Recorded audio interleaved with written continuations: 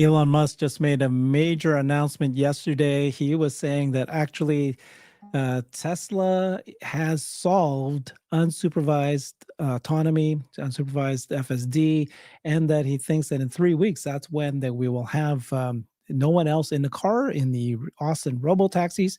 And then yesterday, he also came out and he said that Waymo, that in retrospect, Waymo will not be seen as a competitor to Tesla. So these are two pretty confident, definitive statements. And so I think today we're going to have a fun time just chatting about that. We got Nick Gibbs here from Investing Against the Grain. He looks like he's having a relaxing day somewhere in the fire pit. What happened to the fire? The fire was running there. Did it go out? Fireside chat, Nick. Hey, sorry, go to Brian first. I'm listening to the rate cut right now. Okay, rate cut. Then I can tell you the fire has been extinguished. I assume you wanted me to talk on the same subject. So yeah, talk on the same subject. Yeah, no, this is we were pretty excited at the shareholder meeting about the things we heard about autonomy, but we heard some things that would naturally lead to some skepticism.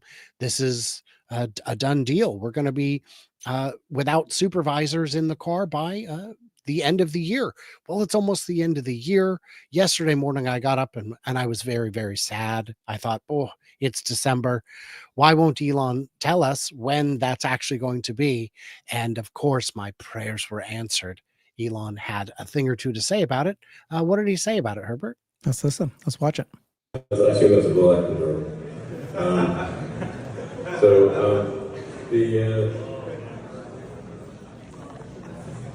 So unsupervised is pretty much sold at this point. So there will be Tesla robotaxis operating in Austin with no one in them, not even anyone in the passenger seat, in about 3 weeks. Yeah. I think it's a pretty much a solved problem. We're just going through validation right now, and that will be done with quite a small model. There's a model that's an order of magnitude larger that will probably be deployed in late January or February, and that so we'll achieve a safety level sufficient that there's no one in the car that can just drive around with the current model size, and then the order of magnitude greater model size that goes out in January or Feb. So it's just going to get even better, and then we're going to add reasoning, changeable reasoning, and a lot of RL. So the car's going to get several times better than a human at driving. It might get to 10x, but even with the AI4 hardware car. And we're close to completing the design of AI5, which will be, by some metrics, about 40 times better than AI4. But all things considered, probably at least 10 or 11 times better. And that's probably one direction of 27. And then AI6 will follow that very quickly. And then I think to get to serious scale, Tesla will probably need to build a gigantic chip out, like Tesla Terabat.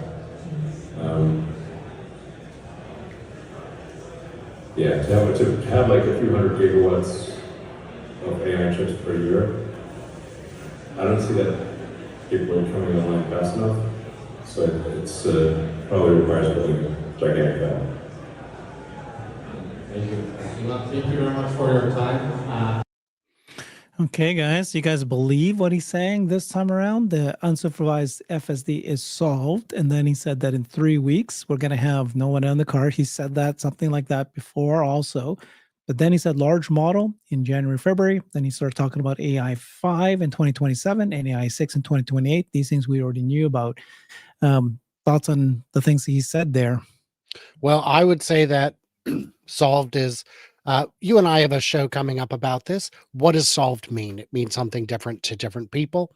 Uh, can it do everything everywhere every time? Maybe not, but doesn't need to. If there's a tricky intersection, it can just skip it. Waymo's approach to the blind left turn, or the unprotected left, I guess it's called, is to just take a bunch of rights instead. And that works too. Uh, you can, we've seen Tesla doing things that other cars can't.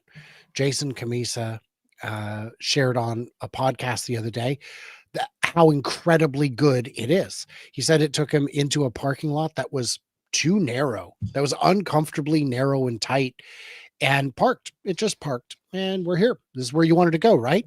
Yeah. So it's the thing with timelines is the farther out in the future they are, the less believable they are to me, especially when it's something that's never been done before. But when you say something is a few weeks out, that means it's already internally sorted out. That means there's just a few lingering things they just need to double check for safety. But if all goes as expected, it's done. It's like when Ashok shares his timelines, he only goes out a few months because that's how far out he can see. And when Ashok makes a prediction, it's not a prediction, it's a projection based on the schedule, the calendar that he has in front of him. So this is, to me, very encouraging. Hey, I'm back. Okay. What did Powell do? Yeah, so we're getting another quarter basis rate cut as expected. Huge descents in the SEP, so essentially the projections for the next quarter, on the dot plots on what people think are going to happen or what the different governors believe is going to happen.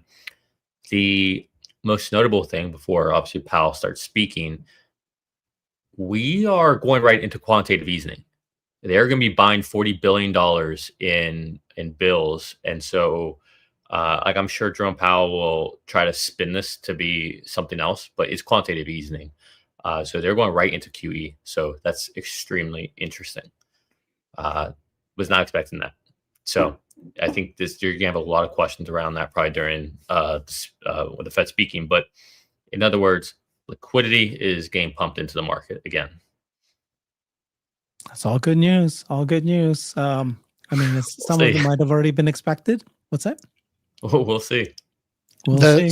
The stock appears to have jumped 1% in the last couple minutes. Yep. Did it? Imagine that's probably unrelated. That's probably because of something Gary Black said. Yeah, I you're tease probably right. Gary. I tease him. But let's talk about more pressing things. You were asking Brian if we believe Elon, right? Essentially on his statements. And yeah, I think we talked about it last week where I think I distinguished it between robotaxi and self robotaxi, where we're at two different places. A robotaxi in an Uber type fashion, I believe, just as Elon said, I think it's done. I think it's complete. I think it's ready to go. But for the individual, like if you want to park in a garage, if you want to specifically park somewhere and you want to make sure that's not a handicap spot or that's not towaway zone or that, hey, it's 2-hour parking or a meter, right? I think all those things they still need to work on.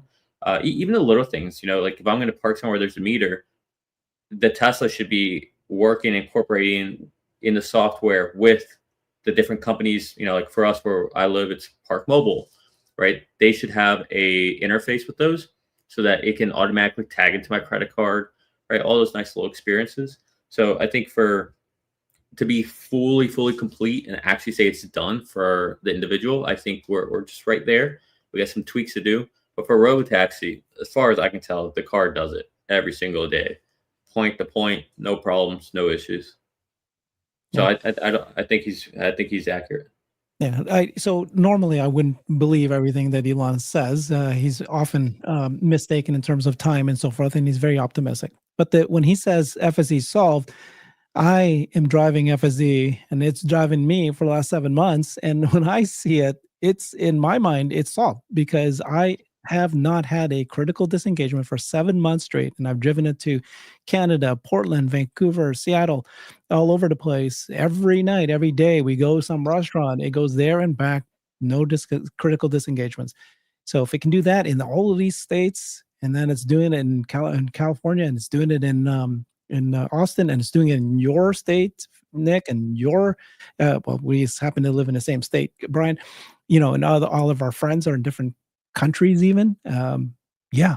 So here's the thing, right? The stats from both Waymo and Tesla, they've had enough data points to show that it is safer than a human now. There's no longer a debate whether it's safer than a human. The question is these little tiny things, like can it park properly in those kind of scenarios, whether or not you would call it solved. For me, solved refers to safety versus human driving. And the last pieces of, does it do the parking garage, or does it park properly? And little things like speed. I wish it was 5 miles slower. If you just adjust, and I don't want to move my thumb to make it go slower. I wish it knew to do those things. Those are not concerns whether or not this thing is solved or not. What's solved is it safer driving than a human? I think can I push back on that? Well, I mean, yes, actually, like you say, I've done 4 rides. I've done another 5 rides, 10 rides in total, and it's been perfect. And I've not heard of anybody who's been doing robotaxi rides in Austin having an issue. So yeah, Nick's going to push back. Let's go. Yeah, well, I was just going to say, I don't know if I would. I want to strengthen what you're trying to say, rather than just leaving an open door for criticism. But you can't. I don't think that you want to say that it's just a safety thing. Is it safer or not? Because it can be safer, but be extremely jerky and an unpleasant ride, and everyone gets car sick. Well, that wouldn't be considered solved, would it? Sure, it is. I'm with Nick on this one. Solved? No, I don't think. No one sure would it use is. If no one's gonna, yeah, okay. Well, 2-1. You've been outvoted. Herbert, you've been eliminated. You may put out your flame. Is the car driving itself? Is it safer than a human? Well, but that's the thing. But the car should be like human, it should drive as good as a best driver in the world. It's like it's I'm going to push back self-driving works.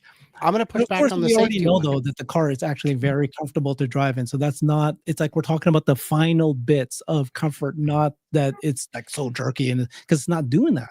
So where's the safety stats that says unsupervised is safer than a human? So first of all, yeah, Waymo has released all of their data, and that has been very clear now that it is safer than a human. Tesla has said that their data is 7 times safer than a human, and so we're waiting on supervised or unsupervised. Well, supervised FSD, yeah, right. But you and I know a different product. It is absolutely a different product. So there's this question of whether or not you believe Elon when he says that unsupervised FSD is solved, then that means you're believing that he's saying that unsupervised FSD is safer than a human now, much safer than a human, not just safer. And I'm saying I believe that without the actual data, because you and I are driving it ourselves, and we know that that's the case. That is safer than when I drive by myself. And then that these guys have the data. They already have the data. They will release it, and they're going to get approval because of it. So that's whether or not you believe it or not, but one day they will, and I'm not doubting it anymore. So yesterday it tried to turn the wrong direction on a one-way street. That I would call a critical disengagement. So while that's the kind of mistake I could see a 16-year-old doing, a new driver of any age doing, and there were no cars around. It's not like there was head-on traffic that maybe it would have gotten out there and immediately realized its mistake and corrected it, but I wasn't going to find out. So I would say that. Well, we're not saying again that it is solved in every country and every street that you decide to take it on. It is solved in any state that they want to say that they can do it for sure, that they've already made sure that there's no going to be, that's a one-way street, that we've got to make sure we don't make that mistake. But that's the thing, is that you and I driving it in all of us are driving in multiple states in multiple countries, and everybody's freaking out because they can see that it's pretty well close to solved, meaning it's already safer than them driving in that city. Now, will it make a mistake like that? And they won't do that until they won't release it there, and they won't call it unsupervised, and they won't call it robotaxi until they've got that figured out. Can I just say two things real quick? I don't mean to play a game of semantics here, but I do think there's a difference between solved and 7-10x times safer than a human. I don't think those are equal. And I would say, like Brian's situation, like I fully believe that happened, but I also literally last week had someone going down a one-way straight into me, and luckily the Tesla like stopped, and I'm like, hey, wrong way, like clearly new to the area, just didn't know. But that's a very human mistake to do. So I do think, and that's what the cars are trained on. Yeah. So exactly. So I still think those things will happen, and that doesn't mean that it's not solved ready for robotaxi. I would say like it's going to happen if humans do that, they do that. It's about the stats, right? Like, is it safer than a human? Is it 10 times safer? I guess I'm just saying, like, still make anecdotes are still going to mistakes. exist. You still will have accidents, but do you want 440,000 deaths per year, or do you want 5,000 deaths per year? Yeah, I'm just And trying when to you call it choose. safe, do you call it only solved if it's 0 deaths, 100% 0 deaths, or is it less deaths? Yeah. Anyways, I didn't know I'm I excited. had that power. I'm no, excited. you're talking about right now. Think, I do think that I believe that in the next 3 to 6 weeks that they are going to take out the driver. I do think that they're going to expand to new cities. I think they're right there. I think really what they're working on is like what they said in the earnings call, just the software behind the software, right? The logistics, essentially the Uber piece of it, right? Where Uber has, where should we pick people up? Where's a safer spot to pick someone up? Where should we drop people off? I know, okay, this 3-lane highway, we don't want to drop someone at that. Let's just pull into this parking lot, and do there. Even if the person has to walk a little bit, it's worth it. It's just a better spot. Like those little things. The flow of congestion and not, is there a concert or is there no concert? Is it 3 a.m.? How many vehicles do we want out there versus like a concert's getting out right away? What do we want there? Where do we position during those events? I think that's the kind of thing they're working on at this point. The software behind the software. Yeah. I think it's all very exciting. I think the demos we've seen in Europe are the most exciting piece of the puzzle. And despite there having been hundreds, thousands of rides already, I think there was over 700 just in Australia when they did their 3-day demo. Yeah. So I imagine that we're looking at worldwide thousands of FSD drives now. The one thing I have not heard from any of those riders is of a single disengagement, which is so upsetting that Nick can't be here for it. He disengaged. He disengaged. But that wasn't safety critical. Actually, he can tell us when he gets back. But I have not heard in the comments. Maybe you guys have heard of someone in one of those European test drives, Australian test drives, of having had a disengagement, but I have not. And that to me is huge. The word is getting out. These people will tell their friends. They're already telling the news. They're already on social media talking about it, bragging about it. And it means that the psychological tide I see has shifted. Yeah. I see some people make comments and they'll say, oh, the car drove 10 miles over the speed limit. Or I just saw one here. Somebody goes, oh, I'd still disengage because when it gets near the exit of the highway, it takes its time before it gets in there. Okay, well, what setting are you on? If you put it on chill, it will hug the right side and it will take its time and it's not going to try to do these kinds of things. You got to put in the right setting. Yeah, I get annoyed when I hear that to me is not a disengagement. That's not a critical taste. Disengagement. Yeah. Yes. Style. I get it. I drive differently than my son. I drive differently than you. If you and I were in a full meat driven car, I'm sure we would look at each other's driving styles and go, That's not how I'd do it. Now, I wouldn't reach over and disengage. I think that would be hilarious and dangerous. But just, I did see someone in the comments of one of my videos say, no, it needs to drive the way I drive. And I say, no, it doesn't. It doesn't. If it's going to copy every individual driving style, and let's say it probably could with enough compute, what we're going to get is a bunch of bad drivers. I want fewer bad drivers. New York Times published a study this week showing that if just 30 to 40% of cars were automated, it could reduce traffic deaths to almost zero, because not everyone has to. We just got to get enough people into the safety zone for the rest of traffic to follow. And especially when you consider, and I've said this before, too many people look at the worst that self-driving does and compare it to their own best driving. And that's the wrong metric. I compare self-driving to my worst driving, my most tired, my most distracted, my most mentally checked out driving, whatever that may be. And I say, I've had times when I get back from the airport and I'm in the car and I'm thinking, why isn't it changing lanes? And it's because there's someone in my blind spot that I didn't see. That's good, because I would have changed lanes. And that's the safety I appreciate. Well, yeah. So let's play this game. We did it last time. Okay, Nick and Brian, you guys are now the head. I've appointed you the head of regulation for all of driving rules, and you can make any decision you want. What would you do? First of all, Taco Tuesday. So let's get that out there.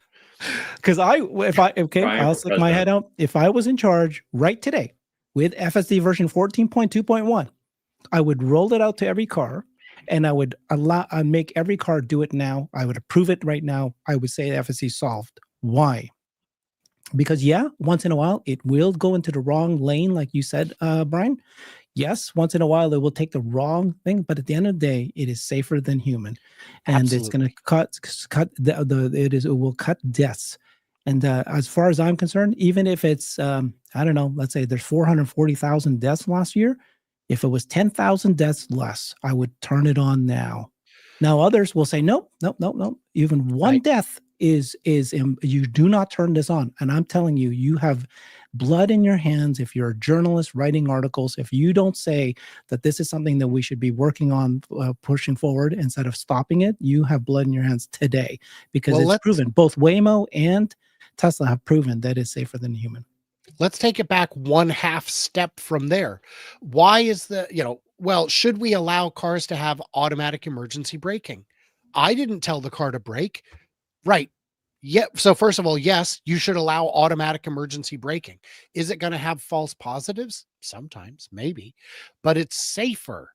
Or did you get all bent out of shape when anti-lock braking became a thing? My stepdad's 94 Dodge Ram had anti-lock brakes, and I guarantee you I could stop in less distance than that truck. Should they have not approved it? No, it was still safer. It just wasn't as safe as I would have liked it to be. It was an early system. It immediately got better. Within a few years, it was a great system. And in today's technology, they would have updated it over the air to make it even better. But this is just, it's safety is safety. And you say, if it's just 10,000, I say if it's just 10. If we can save any lives, these are real lives. These are real people. I know they look like numbers on a spreadsheet. So you would, as commissioner, as global driving commissioner, I would say, approve it. Approve it. If you're going to approve all these other safety features, this is a safety feature. There is no data that says it is more dangerous to operate with FSD. So approve it. That's me. Who am I in this situation? I don't know. I think you're still Nick, but now Elon, you're on fire. Or am I? No, I think you're the regulatory body who determines whether or not FSD is legal in your market. Well, I think FSD's, at least in the States, it's illegal everywhere. Not FSD. Right? I'm saying unsupervised. I'm saying supervised. What are you saying? Much of the world doesn't have FSD. Would you allow autonomous cars to exist, unsupervised. Yeah. So yeah, so that's where I wouldn't do what you're talking about with unsupervised. I would slowly phase it in. I wouldn't just say, "Yep, go," because we don't have that kind of data at that scale for unsupervised. So I think you have to go say that part's true. Austin, Yeah. Dallas, Austin, Yeah. Dallas, San Antonio, Yeah. Austin, Dallas, San Antonio suburbs in that area. Right. San Fran, Palo Alto, suburbs between San Fran, Palo Alto, LA, suburbs between, right? Like you want to, Yep. like, I want it to be like a virus expanding, Yep. I don't want it to just boom all at once, because with Tesla, you kind of could, in a sense, just say, yeah, go put your car in. And then Tesla also has to still have the infrastructure, and all right? that. Yeah. So just to be clear, I'm not saying every car today should be doing it. I'm saying do not stop it. Do not stop the regulation. You should approve city by city and make it move, like you said, test it out and make it happen. Yeah. I want to go back, if you don't mind, to what you're talking before. And I think people get lost in the weeds, or at least that's my generous interpretation. It might just be that people are being intellectually dishonest with themselves and with everyone else. But when you sit there and you say, well, it's not ready, it's going 5 miles over the speed limit, or I don't like how it drives, all that. The reason I say it's intellectually dishonest at worst, in the worst case, and just, lack of understanding, best case, is that you don't actually use that metric whenever you get into an Uber and a taxi. You don't even use that metric if Brian's driving, I'm in the passenger seat. At no point are you looking at what the speed limit is he going. At no point am I sitting, like, I might in my head be like, oh, I'm surprised he took that turn instead of the next one. You might have a little critiques like that. You might say, like, yeah, I guess this is fine to drop me off here, right? And it's like, you're not gonna be like, well, actually, no, go up here and take a right and drop me off there. Like, normally you don't. It's like Uber will say, is this good here? And you'll be like, yeah, sure, good enough. I'll just be quick. So you're not using the same standard, I don't think. And so that's why, to me, there are two different pictures. There's a picture of FSD unsupervised, where you're still in the vehicle and it's your own personal vehicle and you're going from point A to point B, and then a robotaxi. Those are two different things, in my opinion. And for robotaxi, to me, it's ready to go. It's just, is Tesla ready to go is the bigger question. So I just want to make a clear distinction that, like, and even then, the speed limit in a world of autonomy, it becomes a relic of an idea when you think about speed limits. You know what I mean? Like, these are so, like, what is it? Like, there's like some tests about how we got to like a 70-mile-an-hour speed limit. And it was like someone was blindfolded in a car where there's no windows or anything, and they were going down. They're like, oh, does this feel uncomfortable, or how's this feel? And that's how they decided on some of these speed limits. And so I might be butchering the whole story. It's actually kind of a funny story. But my point is, speed limits are a concept for meat drivers, not for autonomous vehicles. So I don't know. I don't think that, like, when we're talking about those things, I feel like we're just not even having the proper conversations, and it's like the most irrelevant topic to have at this point. I think you just said something very important, which is, of all the times I've been in an Uber, I don't remember ever looking at the speed that the driver was going. Certainly I would look at the flow of traffic and notice that the driver was following the flow of traffic. Sometimes the driver would be a little faster or a little slower than I would go, but I'm not the one driving, so I don't care. And I will tell you that on my street, if it's dark and it's raining, it doesn't matter what mode you're in, the car will go almost exactly the speed limit, maybe 2 over, because my street is very quiet, and if the weather is bad, it drives in the way I would hope that it would. Yeah. Plenty of people haul down my street way too fast. But I think 27 and a 25 when it's rainy and dark and pedestrians are around is the appropriate speed. And if I'm not behind the wheel, I'm not the one getting the ticket. It's not safety I'm worried about with my speed. It's a ticket that I'm worried about. So Yeah. I By the think way, I think you're right on that. Tesla pointed out a long time ago that why do you get tickets?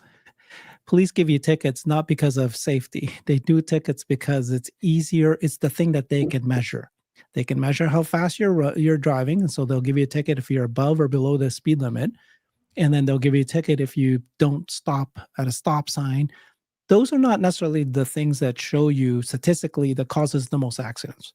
Speed does cause more death on highways, but specifically speed around curved when you're taking turns.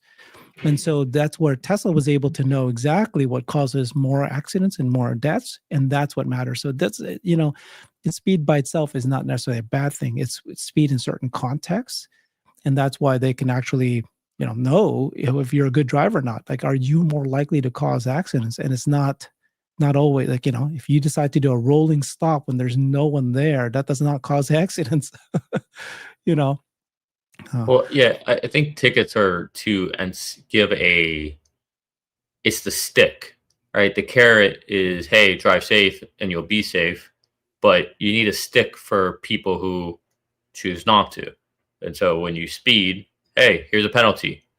If a society with no consequences or actions without any consequences can lead to chaos. And so I think it's the antidote to the chaos. Of course, there should be penalties, but there should be penalties on the things that are more likely to cause an accident, not just something that because you can measure it. That was the revelation, right? Yeah, but I mean, that's the reason why they chose those things. Not that they are the ones that cause accidents. But it's because the law, you have to ground it in something, right? If I say you were driving recklessly, well, what does that mean? What does that mean? Right. That means 20 miles or over. That's what it means. The new software systems know what reckless means because they know what exactly your behavior that truly causes more accidents versus not. Right. It's also braking traction. If you do a burnout at a stoplight because you want to go quick, my car don't do burnouts. There are settings in some electric cars that will allow them to do the most beautiful and amazing burnouts. But I don't feel like donating my income to Goodyear. I mean, I think all those drift modes should be sponsored by Michelin because they're the real winners. They actually should. That's actually brilliant. They should. Hey, Elon, can you put drift on all cars? We'll pay you a bunch of money. The second thing that Elon announced just this morning, he kind of like was in conversation with Waymo, and he said, Waymo's not a real competition, and that will be clear in hindsight. This is how the conversation started. Jeff Dean, who works at Waymo, posted that their data. They basically said Waymo system, fueled by a careful collection of large volume of fully autonomous data, is the most advanced large-scale application of embodied AI today. So he's making the claim that we are the most advanced embodied AI today. And he showed that they are actually using a foundation model. They've moved to this neural net model, input in, output out, and but they still are using LiDAR. And so that's hey, they're copying Tesla, and they're now moving in this direction. This guy asked, I would be interested to see your arguments compared to Tesla, who also claim to be the most advanced large-scale application of embodied AI. And Jeff replied with stats, says, I don't think Tesla has anywhere near the volume of rider-only autonomous miles. That's true. Rider-only, because Tesla doesn't do that yet. Autonomous miles. Oh, rider-only, meaning that no drivers, right? Just having somebody. Autonomous miles of Waymo has 96 million, and then he shared his safety statistics. So I think he's right here. But Elon said Waymo never really had a chance against Tesla. This will be obvious in hindsight. So those people out there who thinks that Waymo's a major, not only are a competitor, but they're so far ahead because they're already in 5 cities, expanding to 10 cities next year. Here's Elon saying they actually never had a chance against Tesla. This is going to be obvious. So I got to ask a question here. Nick, you know a bit about computers and AI. Is it embodied AI only if there's no one in the car? Because that doesn't make any sense. Embodied AI to me means AI in a physical object in the real world. And if you want to add to that it has to be monetized, I've got, what is it? 20% of the market that is now monetized on FSD, whether they purchased it outright or pay for it on a monthly basis. that is an ocean of revenue performing AI tasks every day. Am I missing something, Nick? Because you seem to know the computer pretty well. No, yeah, I think that's a good point, Brian. I think the scarier thing here is, can you go back a slide? Is that possible for you, Herbert, or go back to that previous post? It's not possible, Nick. It's not possible. No. Well, you simply make the It's very impossible happen. difficult. Oh, okay. But he did do Now, it late. go to the stats. This is which stats are you talking about? This one? There. Yeah. So he, this is going to be something that's going to come back to bite them. And I'm trying not to cuss. It's going to come back to bite them, because they're putting out these stats, right? Like 96 million for Waymo as of today, 91%, 79%, 80%. You see all these, but when Tesla decides, and it sounds like it's going to be in 3 weeks, to actually start going unsupervised, and that start, like, I would imagine, say come March, they will be largely unsupervised in Austin. Hopefully they're unsupervised in California as well. It might be in other cities. Tesla's going to be able to get to those numbers and surpass them so quickly, because they're not only, if for no other reason, they can drop the price, whereas Waymo probably can't. And then what happens? Then what legs do you have to stand on? Because this is the metric that you said was important, and here Tesla just did that in a week, potentially. So it shocks me that Waymo keeps putting out a lot of this data, because if I was marketing at Tesla or any of the ones who do the social media, I would literally just wait till June, July, and I would have all those screenshots, and I would say, "Hey, look at this! Look at this! Look at this! We just did that in a week," and it took them all these years to do this. We've seen that with just look at the miles, right? That Teslas drive right now. And to Brian's point, right, with Tesla's embodied AI, look at how long it takes Waymo just to do what Tesla does in a day, in a week. They've never done what I don't think they've ever done what Tesla's done in a year, in the entire lifetime of Waymo. So it's dangerous for them from a bragging perspective. So it'll be interesting to see how this plays out. But again, I think we're all getting caught up on, maybe not Tesla, but even Elon a little bit, kind of puffing chest out a little bit right now, and saying a lot of these comments. The other day, I think he said 2,000 something. Those are rookie numbers, and now this post, and it's like, Elon, would love for you to say that and then back it up right away, rather than having a lot of time in between. But I do think this time next year, it'll be very apparent those were rookie numbers. This time next year, I think it'll be very apparent that those Waymo numbers are nothing compared to what Tesla's going to be doing. And maybe I'll be wrong, but I do think when we are here this time next year, it's going to be just very clear who the leader is. But I do have to give Waymo credit. They are, Yeah, thank them. They have moved way faster than what they were a year ago. Way faster. They are going city to city. They're now they're about to start in airports. They're on the highway now. Like, you got to give them some credit. It's almost like someone lit a fire under them, isn't it? Waymo, Fire? Nick, you gotta recognize, though, Waymo could be releasing another 1,000 to 2,000 cars next year. I know. Do you know how long it would take Tesla to build that many? Forget cybercabs, because that's a whole different beast. Just robo-taxis on the Model Y platform. Tesla, it would take them like a day and a half. They better get to work. Well, and that's the thing, is they don't even have to get to work. You don't even have to add an extra shift. You would just, you could probably eke that out of the current schedule without anyone even going into overtime. I mean, you could just pull that out of the network, That's the other thing is, and I mentioned this on a show with Herbert that's coming up soon, but the robo-taxi has that little comms box in the back window for better communication. Yes, but that's an attachment. Just if that's required to put my car into the network, wouldn't I just go into the service center and have them pop it in? because there now we've got not and Waymo's saying, yeah, but we're going to have thousands and we could have 10,000 cars before you know it. Right. But Tesla could have millions tomorrow. And if not tomorrow, certainly by the end of next month. I just don't know how you compete with that. Yeah, and I do think that's what will happen. Like when Elon says we're gonna have hundreds of thousands of robo taxis, by 2026 or in 2026, I kind of do believe it as long as he allows us to be able to put our vehicles in. Like it's very feasible, and you have to imagine you just let everyone in Austin put their vehicles in. Whoever wants to go for it. It would drive the cost down per mile so low, it would be ridiculous. And the availability would be almost infinite. Yeah. And not with cars on the road, just like I go and order one and my neighbor 3 doors down, his car just turns on and comes on over. So. Exactly.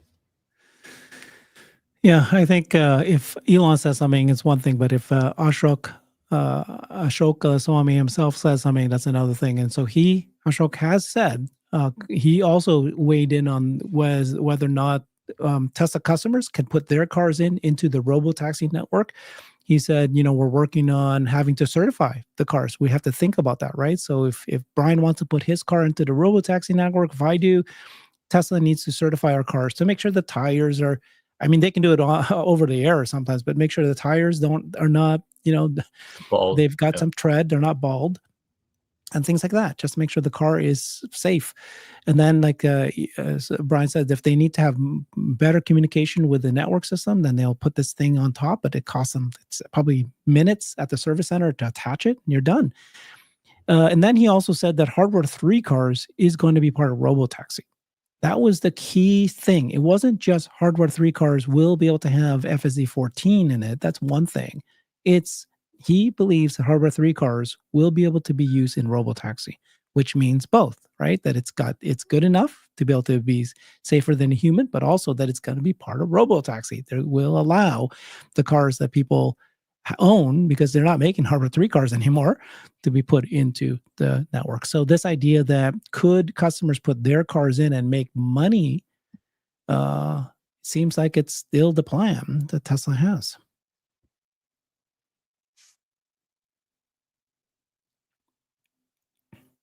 So those are the two big announcements. And then on Monday, the other thing that Tesla did was they released the robotaxi app to 11 countries. Why would they do that? They just really like releasing apps in countries. It's just fun. It's their hobby. And why 11? If it was going global, I could understand. Just, we just put it on the world market. It's just, it's like when you see an ad for a restaurant chain that doesn't exist in your market, you're like, why are they spending this money? It's easier to just do a national campaign than, target all the individual markets.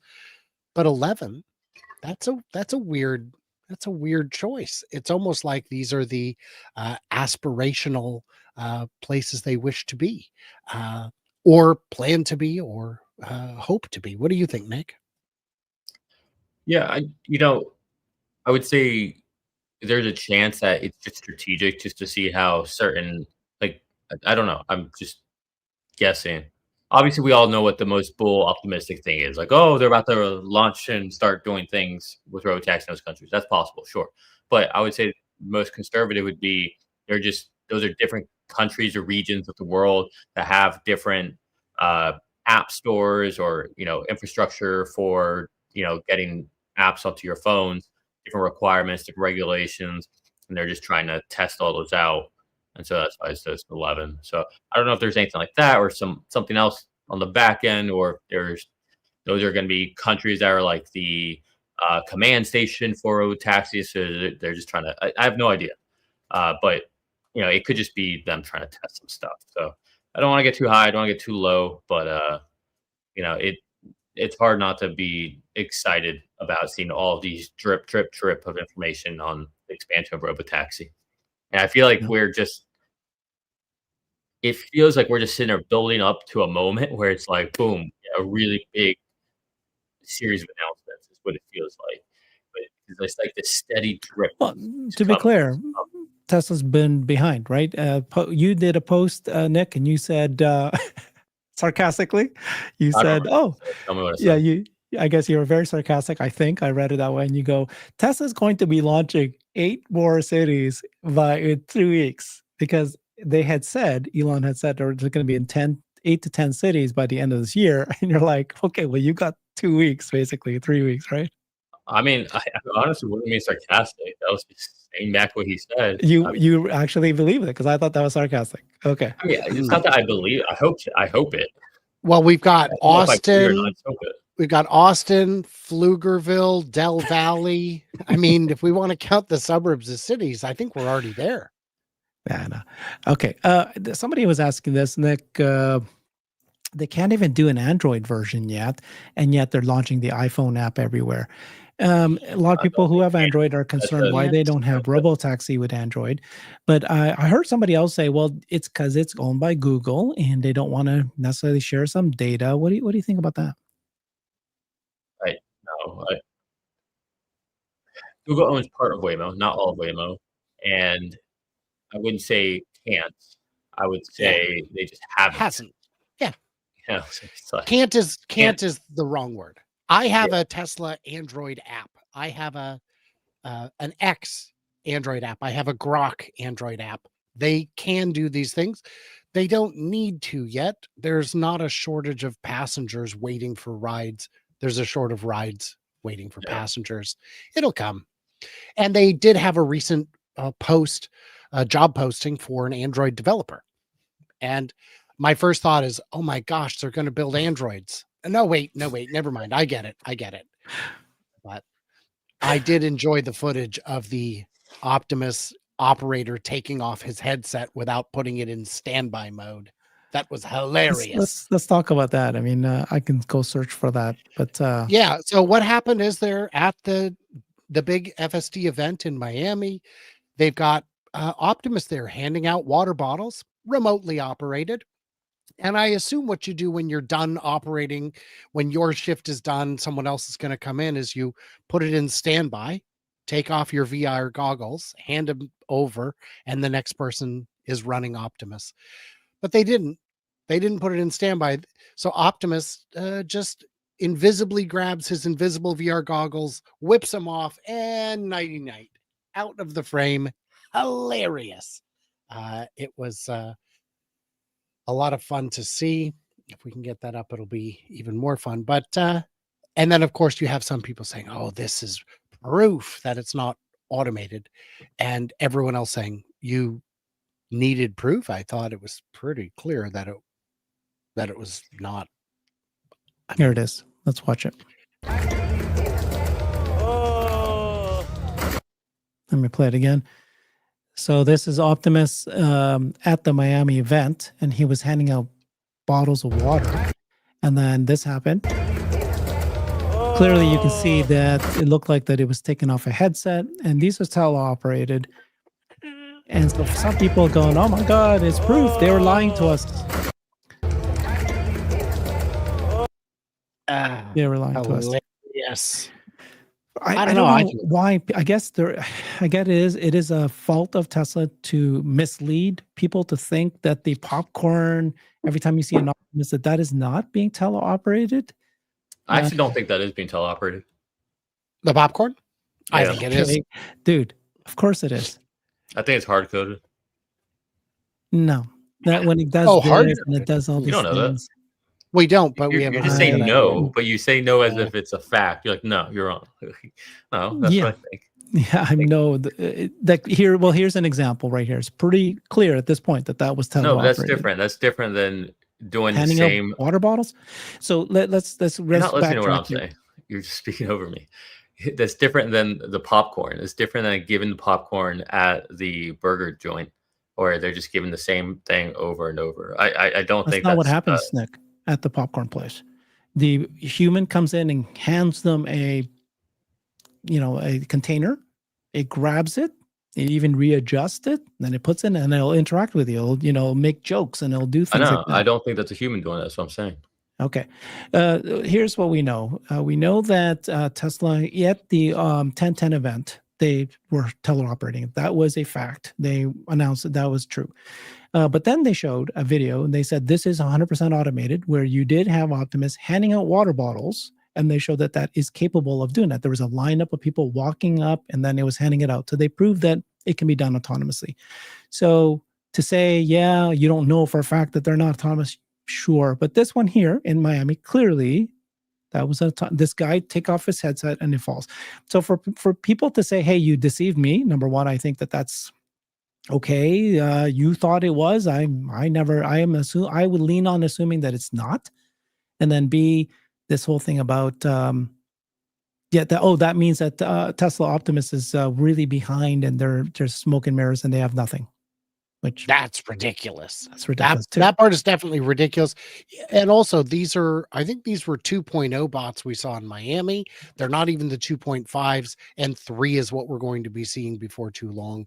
3 is one that's likely a release candidate. This is not, to me, in any way. I get it. Some people think that movies, like documentaries, shouldn't use reenactments. Oh, right, but sometimes you gotta.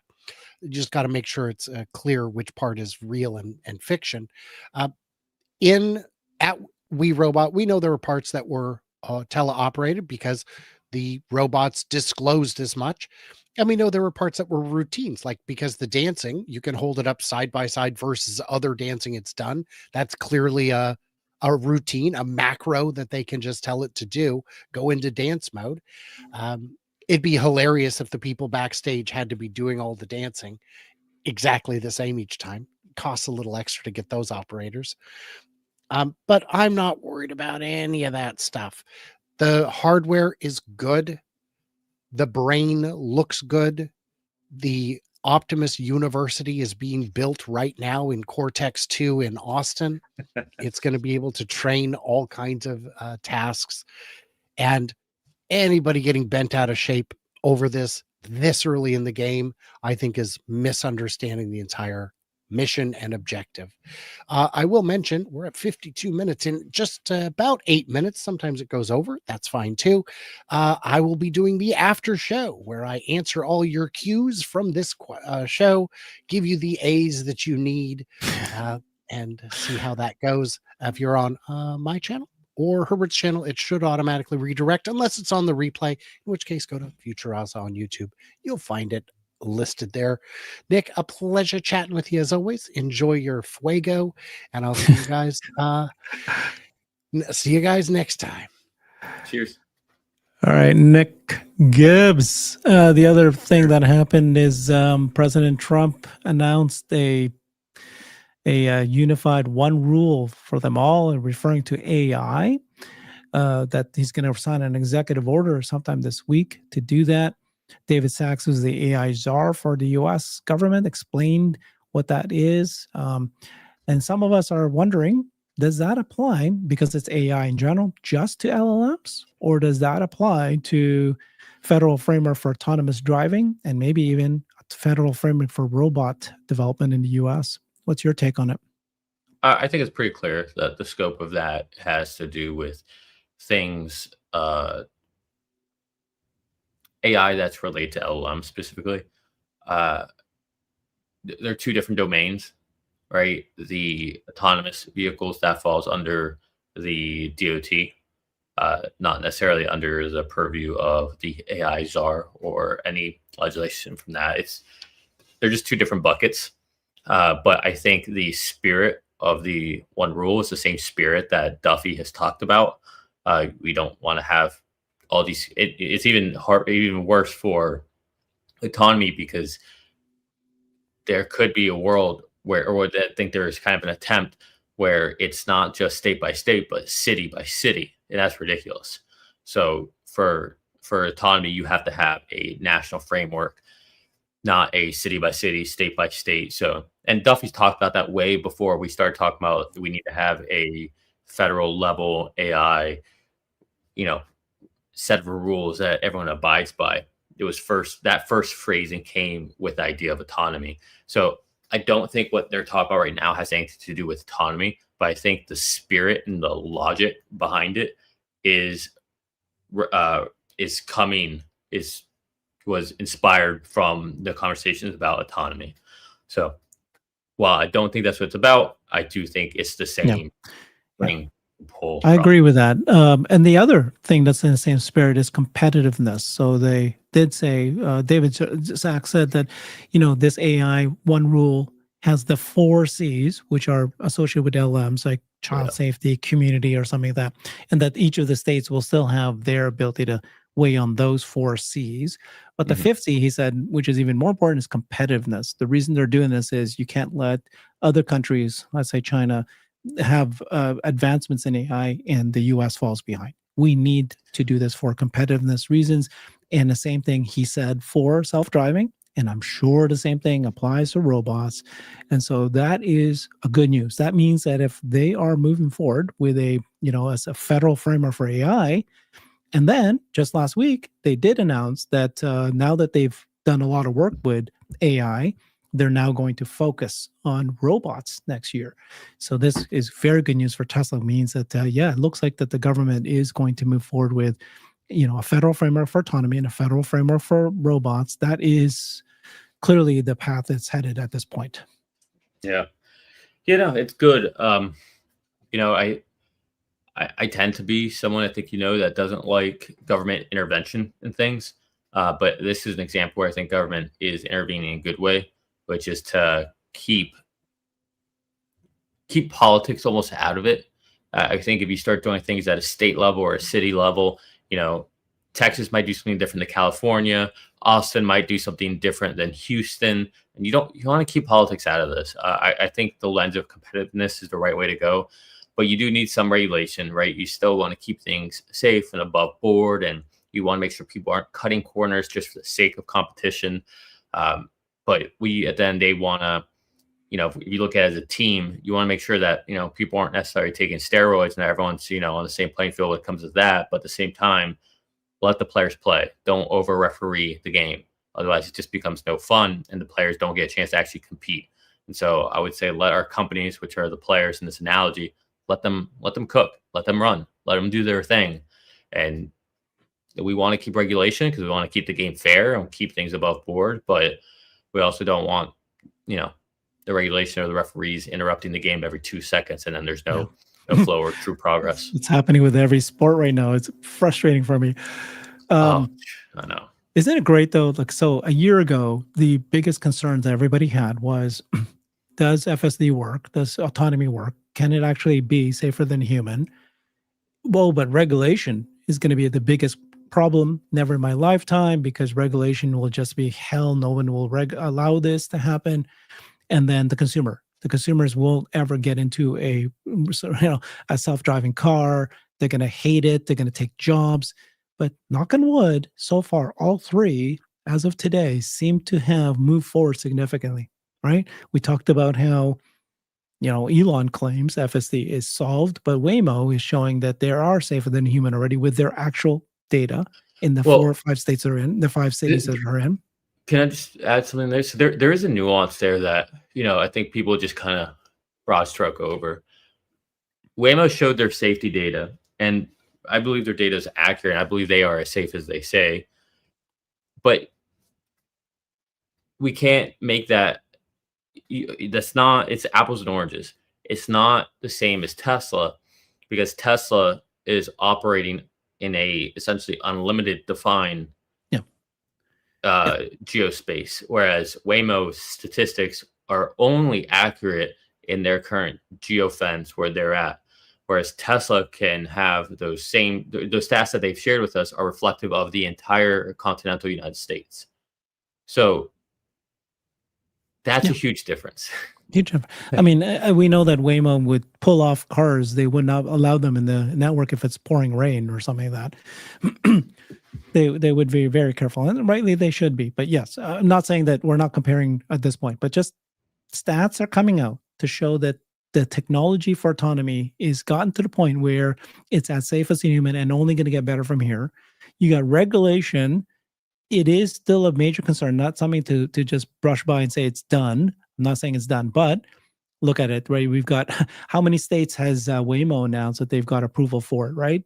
5 cities plus another 5, another 14 coming next month, next year. So these are movements in US. Then you've got Europe is not budged, but there's a lot of movement there in terms of people test driving it. So we don't know if they're going to do it. But China surprised everybody where they've allowed FSD. They're supporting autonomous driving. They've got lots of companies that are doing it, and they're all on board supporting that industry. And then you've got FSD approved now in I've lost count, 13 countries. Like it's in South Korea, it's in Australia. It's and then we've got data showing now that Waymo usage, Uber announced this, that Waymo, in the cities that they have Waymo usage is much higher than higher than Uber, and they're paying more. And so in that case, like people prefer to take a self-driving car than not. And so this idea that I'll never, people will be too afraid, or that concerns about the ride comfort, that doesn't seem to be playing out at this point. Consumers seem to be like, now there are stories of people, protesting and they'll put cars on fire and those kind of things for these robotaxis. So I don't know yet how consumers. I think that'll stop. Yeah, I think that'll stop because if it were me, and if I was Waymo in this case, who's happened to, I would make sure that anyone who's attacking the car, that we save their picture, and then anyone who signs up to use the Waymo app, we will cross-reference, and you're banned for life. Yeah. Or you can pay a fine. But we've tagged you. We see your face. We list that. Maybe you haven't applied to use Waymo yet, but one day you will. Or one day you will test a robotaxi, and do you really want to be banned for life?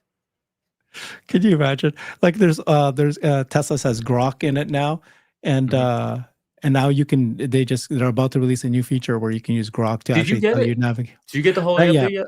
Not yet. A holiday update I'm checking because I'm hearing people are downloading the holiday update. So you have this new feature. You can use Grok to actually set up your navigation just using your words and say, take me here, here, and here.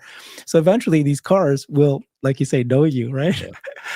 Hey, Nick, welcome, as a robotaxi, and it'll call you by name. It already knows you, right? Because it has your name and up, but it actually knows you. Like it's an LLM. It knows all your history. Yeah. And then what if it says, Nick, you kind of scratched my brother there back in Houston. You were a bad boy, so you're, what I mean? The car can refuse. Talking dirty to me? What is this? You've been a bad boy, Nick.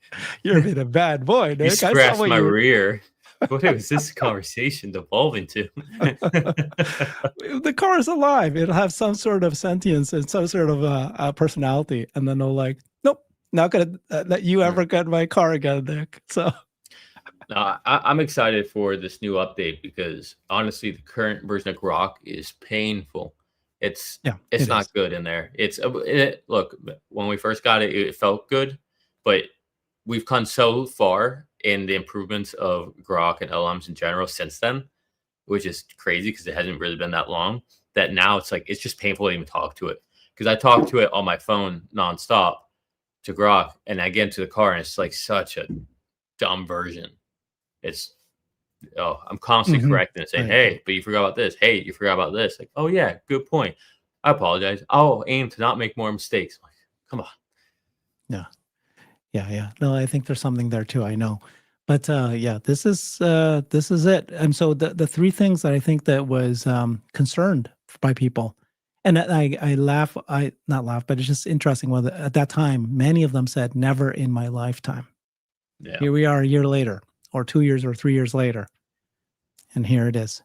It's happening in our lifetime. It's happening. Yeah, and you brought this up earlier. Like, was I being sarcastic? I really wasn't being sarcastic about the 6 to 8 cities.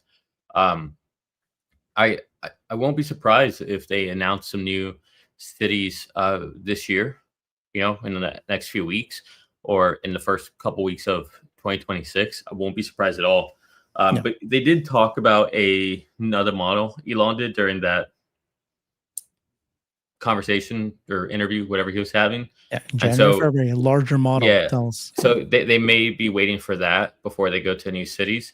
But either way, that's 60 days away. Like, I'm excited for these new drops, these new cities, and mainly selfishly because I think one of them is going to be where I live. So yeah, that's good. Thanks, Nick. Appreciate everybody. See appreciate you it. all. Stay online for Happy Brian. holidays.